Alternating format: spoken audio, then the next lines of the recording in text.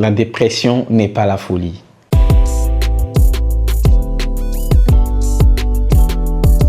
La dépression, c'est bien plus qu'une simple émotion.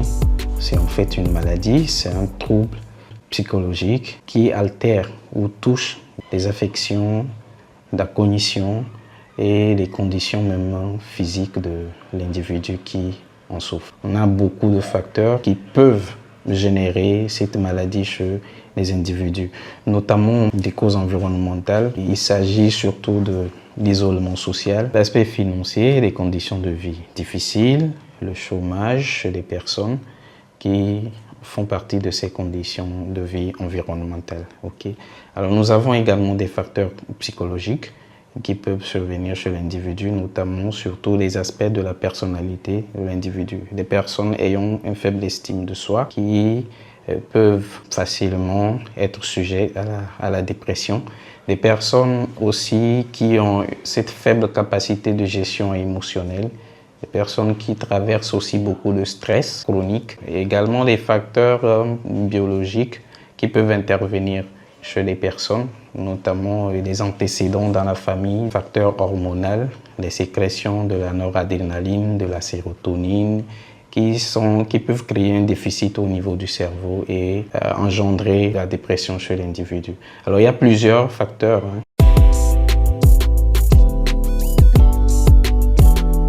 Une personne dépressive, c'est souvent en fait des personnes qui ont un fonctionnement altéré. Avec la dépression, nous avons deux grands symptômes ou signes qui prévoient, notamment la tristesse, et on parlera d'humeur basse, d'accord, et puis surtout la perte d'intérêt pour des activités habituelles. Alors, ce sont des personnes qui, généralement, vont se replier, ne seront plus dans cette gaieté-là de sortir, travailler, qui vont avoir des pertes d'appétit, des difficultés de concentration professionnelle et autres. Le rythme de sommeil de la personne qui va complètement changer. La personne va vivre dans un environnement de passé. Elle ne se projettera plus. Elle n'a plus du tout envie de sortir, faire quoi que ce soit.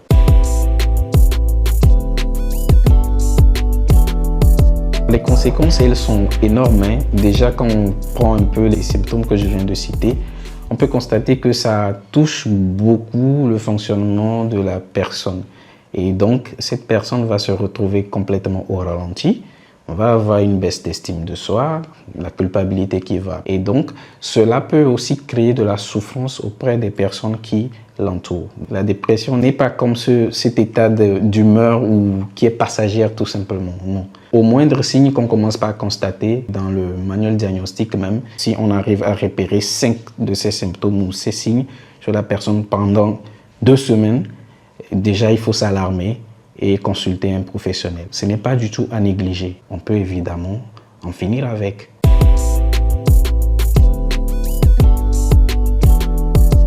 La folie, c'est beaucoup un autre état, c'est beaucoup une autre maladie psychiatrique et psychologique. C'est un peu ce que nous appelons de la schizophrénie chez nous, que les gens appellent les fous par abus de langage. La dépression n'est pas égale à la folie. Okay.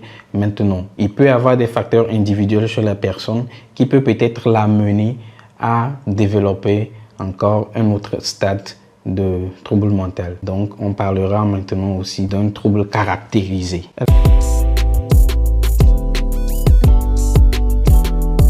Alors, une personne dépressive, la meilleure des solutions, c'est de faire quoi? C'est de recourir à un professionnel de santé mentale qui, notamment, va aider cette personne à pouvoir sortir de sa situation dépressive.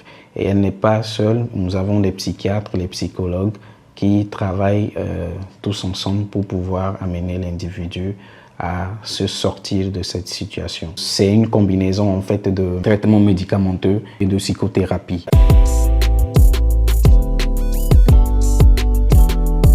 Il y a des niveaux de dépression. Nous avons 3 qui sont les plus connus, le léger, le moyen et le sévère.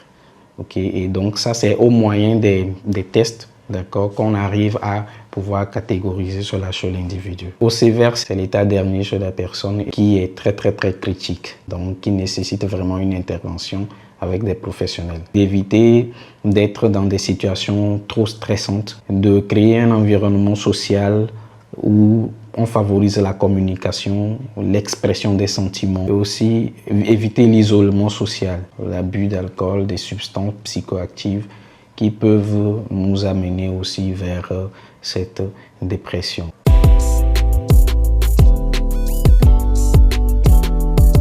Alors, mon conseil pour la population en général, c'est de ne pas minimiser les symptômes que l'on ressent, les symptômes de la dépression. Que ce soit chez nous ou que ce soit chez l'autre. Parce que la dépression, ça ne prévient souvent pas, d'accord? Et tout le monde est exposé à cette maladie. C'est vrai, en tant qu'Africains, nous avons des difficultés à parfois vraiment comprendre un certain nombre de ces comportements que nous traversons, qui sont parfois interprétés d'ordre culturel et tout, mais qui vraiment en fait souffrir l'individu. Okay? Et donc, je voudrais ici faire un appel à chacun de nous de s'informer aussi et de ne pas hésiter à aller vers les professionnels de santé. La dernière fois, avec l'histoire d'un vocal qui a circulé par rapport à la consultation psychologique et autres, dans les structures publiques où on peut retrouver des professionnels de santé mentale qui offrent des consultations à des prix très abordables. N'hésitez pas aussi à parler à un proche de tout ce que nous traversons. Je pense que ça pourra aider.